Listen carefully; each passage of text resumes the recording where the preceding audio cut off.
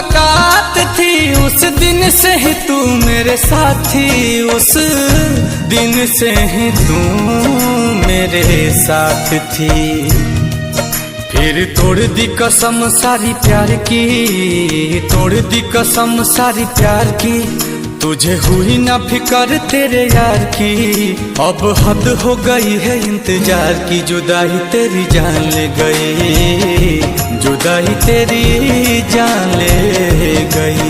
गए आखिरी निशानी जो तू छोड़ के, आखिरी निशानी जो तू छोड़ के, फिर गए क्यों हमसे मुंह मोड़ के। अब सोता हूँ दुपट्टा वहीं ओढ़ के, जुदाई तेरी जान ले गई, जुदाई तेरी जान ले गई। जब देखता हूँ साथ किसी और के, जो पहले ना था वो आज हो गया, जो पहले ना था वो आज हो गया।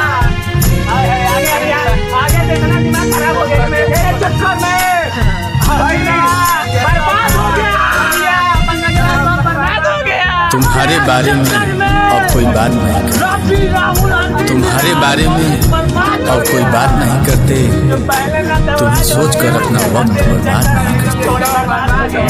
पर जरा सा भी भूला नहीं, पर जरा सा भी भूला नहीं तुम्हें, वो अलग बात है कि तुम हमें याद नहीं करते। कैसे भूले वो बिताए साथ लम्हे, मुझे छोड़ने का तुझको न गम है।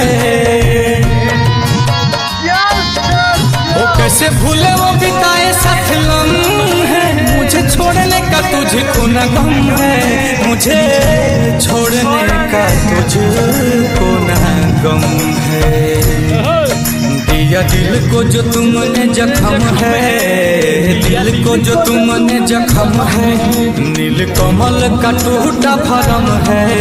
हाय रहबाए कैसा सितम है, आंसू की मुस्कान ले गई, जुदाई तेरी जान ले गई। गए आखिरी निशानी जो तू छोड़ के, आखिरी निशानी जो तू छोड़ के, अब सोता हूँ दुपट्टा तेरा ओढ़ के।